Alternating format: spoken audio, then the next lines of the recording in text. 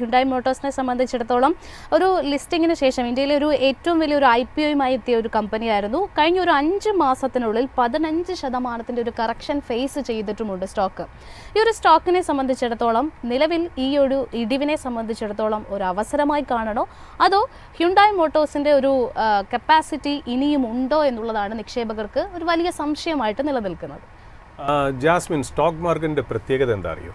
നമ്മളെപ്പോഴും ഒരു IPO വരുന്നു എന്ന് പറയുന്നത് നമ്മൾ ഭയങ്കരമായിട്ട് ആഘോഷിക്കാറുണ്ട് അല്ലേ? IPO എന്ന് പറയുന്നത് ഏതാണ്ട് എനിക്ക് തോന്നുന്നു 27,800 കോടി എങ്ങാണ്ടാണെന്നാണ് ഹ്യുണ്ടായി IPOയിൽ കളക്ട് ചെയ്തത്. അത് നമ്മൾ ശരിക്കും പറഞ്ഞാൽ ഒരു പോയിന്റ് ഓഫ് വ്യൂവിൽ നമ്മൾ പറയുന്നത് വെച്ചാൽ ഹ്യുണ്ടായിയുടെ സ്റ്റോക്ക് നമുക്ക് മേടിക്കാൻ പറ്റുമോ?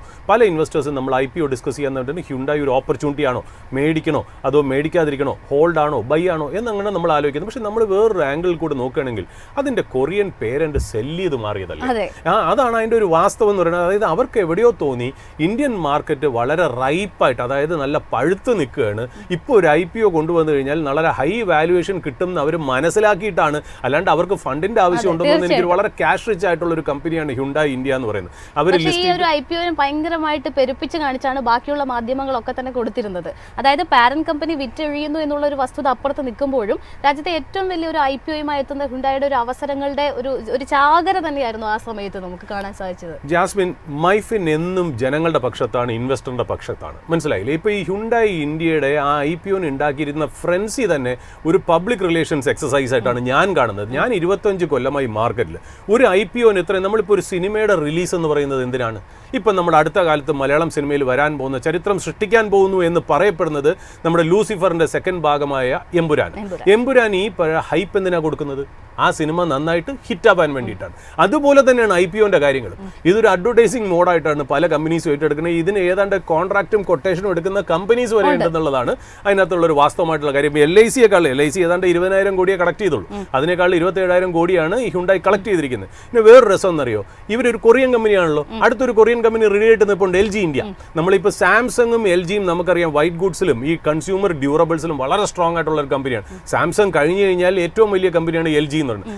LG ഏതാണ്ട് IPOക്ക് ഒരുങ്ങിയിരിക്കുകയാണെന്നാണ് നമ്മൾ കേൾക്കുന്ന ഇൻഫർമേഷൻസ്. എനിക്ക് തോന്നുന്നു നമ്മുടെ നിഖിൽ എനിക്ക് ഇപ്പോൾ അപ്ഡേറ്റ് തന്നിട്ടുണ്ട്. കാര്യം കൊറിയൻ കമ്പനിയെ കുറിച്ച് ഡിസ്കസ് ചെയ്യുന്നതുകൊണ്ടാണെന്ന് തോന്നുന്നു നമ്മുടെ റിസർച്ച് ഡെസ്കിൽ നിന്ന് നിഖിൽ നമുക്ക് അലേർട്ട് തരുന്നത്. അതായത് 15% stake parent LG Korean company pare ചെയ്യാൻ പോകണമെന്നുള്ളതാണ്.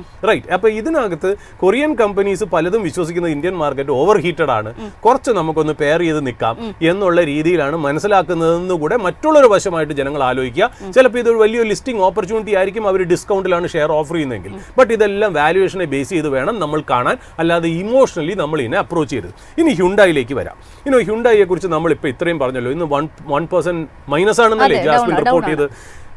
ഇതിനകത്ത് 81% ഹ്യുണ്ടായി കൊറിയയ്ക്ക് ഷെയർ ഹോൾഡിംഗ് ഉള്ള കമ്പനിയാണ് ഹ്യുണ്ടായി മോട്ടോഴ്സ് ഇന്ത്യ. ഓക്കെ. അതിൻ്റെ പ്രത്യേകത വെച്ചാൽ അടുത്ത കാലത്ത് അവരുടെ റിസൾട്ടൊക്കെ കഴിഞ്ഞപ്പോൾ മാർച്ച് 17-ാം തീയതിയോടുകൂടി അവർ കുറച്ച് ഡീറ്റെയിൽസ് ഷെയർ ഹോൾഡർ അപ്രൂവലിന് വേണ്ടി വെച്ചിട്ടുണ്ട്. ഇതെന്താണെന്നറിയോ? അതായത് റിലേറ്റഡ് പാർട്ടി ട്രാൻസാക്ഷൻ, RPT എന്ന് പറയും. റിലേറ്റഡ് പാർട്ടി ട്രാൻസാക്ഷൻ ഒരു വലിയ കമ്പനി ആകുമ്പോൾ ഈ ഹ്യുണ്ടായിക്ക് തന്നെ, അതായത് കൊറിയൻ ഹ്യുണ്ടായിക്ക് തന്നെ സ്റ്റേക്ക് ഉള്ള പല ചെറിയ സിസ്റ്റർ കമ്പനീസ് കാണും, പ്രൈവറ്റ് കമ്പനീസ്.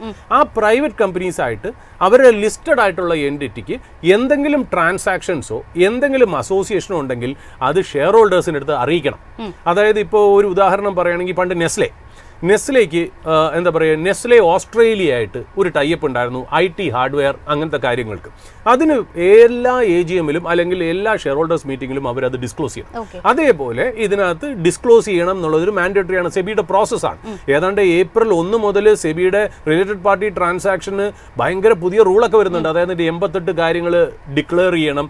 എല്ലാ ഡീലിങ്സും ഒരു ചെറിയൊരു ഇതാണെങ്കിൽ പോലും നമ്മുടെ എന്താ പറയുക, വേറെ സിസ്റ്റർ കൺസേൺ, അതായത് ലിസ്റ്റഡ് കമ്പനിയായിട്ട് ബന്ധമില്ല എന്നാൽ പാരന്റ് MNCക്ക് ബന്ധമുണ്ട് എന്നുള്ള കമ്പനികളുടെ കാര്യം ചെയ്യണം എന്നൊക്കെ സെബി വലിയ വർത്തമാനമൊക്കെ പറയുന്നെങ്കിലും ഇതിൻ്റെ രസമുള്ളൊരു കാര്യം എന്നറിയോ? ഈ ഇൻഗവേൺ റിസർച്ച് എന്ന് പറഞ്ഞിട്ട് ഒരു proxy advisory share holder firm ഉണ്ട്. അവരെന്താ വെച്ചാൽ നമ്മൾ ഈ ഹിഡൻബർഗിൻ്റെ ഒക്കെ കാര്യമൊക്കെ പറഞ്ഞില്ലേ, അതായത് അക്കൗണ്ടിങ് ഓഡിറ്റ് കമ്പനികളിലുണ്ടെങ്കിൽ പുറത്തു കൊണ്ടുവരുന്ന ആക്ടിവിസ്റ്റാണ് ഞങ്ങൾ എന്ന് പറയുന്ന പോലെ ഇൻഗവേൺ എന്നൊക്കെ പറഞ്ഞ് ചില കമ്പനികളുണ്ട്. അവർ നോട്ട് ചെയ്ത ഒരു ചെറിയൊരു കാര്യമുണ്ട്. അതിനകത്ത് എന്ന് വെച്ചാൽ 31,000 കോടി 31,000 crores വരുന്ന 7 transaction, related party transaction Hyundai ഇന്ത്യയുടെ ബുക്സിലുണ്ട്. ഓക്കെ. അതൊരു വലിയ എന്താ നമുക്ക് തെറ്റിദ്ധരിക്കേണ്ട കാര്യമൊന്നുമില്ല. കാര്യം അങ്ങനെയൊക്കെ വരാം, ഒരു മൾട്ടിനാഷണൽ കമ്പനി ആകുമ്പോൾ ടാക്സിൻ്റെ ആവശ്യത്തിനോ അതും ഇതൊക്കെ. ബട്ട് ഇതിൻ്റെ സ്ട്രക്ചർ മനസ്സിലാവാത്തൊരു കാര്യം എന്നറിയോ, ഹ്യുണ്ടായിയുടെ ഏതാണ്ട് 40% റവന്യൂ ആണ് ഈ 31,000 crores എന്ന് പറയുന്നത്. ഹ്യുണ്ടായി ഇന്ത്യയുടെ ഒരു കൊല്ലത്തെ റവന്യൂൻ്റെ 40% ഏതാണ്ട് ആണ് ഈ 31,000 കോടി വരെ. ഇതിനകത്ത് ഒരു ട്രാൻസാക്ഷൻ മോബിസ് ഇന്ത്യ എന്ന് പറഞ്ഞ കമ്പനി, ഈ മോബിസ് ഇന്ത്യയായിട്ട് ഹ്യുണ്ടായി ഇന്ത്യക്ക് 12,525 കോടിയുടെ ട്രാൻസാക്ഷൻ ഉണ്ട്. ഈ 12,525 കോടി ഈ മോബിസ് ഇന്ത്യ കമ്പോണൻസ് കൊടുക്കുകയല്ല ചെയ്യുന്നത്, പകരം ക്യാപിറ്റൽ ഗുഡ്സ്, അതായത് ഹ്യുണ്ടായി ഇന്ത്യയുടെ പല കാര്യങ്ങളും മാനുഫാക്ചർ ചെയ്യാനുള്ള ക്യാപിറ്റൽ ഗുഡ്സ് മോബിസ് ഇന്ത്യ വഴിയാണ് അത് റൗട്ട് ചെയ്യണേ എന്നുള്ളതാണ്. ഇതിലും തെറ്റില്ല, കാര്യം ഇങ്ങനെയൊക്കെ നമുക്ക് നടക്കാം. ബട്ട് അതിലെ പ്രത്യേകത എന്ന് വെച്ചാൽ ഇവർക്ക് ഈ മോബിസ് ഇന്ത്യക്ക് വേറെ ആരും കസ്റ്റമേഴ്സ് ഇല്ല, ഹ്യുണ്ടായി ഇന്ത്യ മാത്രമേ കസ്റ്റമർ ആയിട്ടുള്ളൂ. അപ്പോൾ എന്തിനാണ് ഈ സ്ട്രക്ചർ വച്ചിരിക്കുന്നതിനെ കുറിച്ച് വലിയ വ്യക്തത അതിനകത്തില്ല. അവരെ സംബന്ധിച്ച് ഇത് പാസ്സാക്കി എടുക്കുകയും ചെയ്യും, കാര്യം 81% അവർക്ക് ഷെയർ ഹോൾഡിംഗ് ഉണ്ട് പ്രൊമോട്ടേഴ്സ് ഹ്യുണ്ടായി കൊറിയയ്ക്ക്.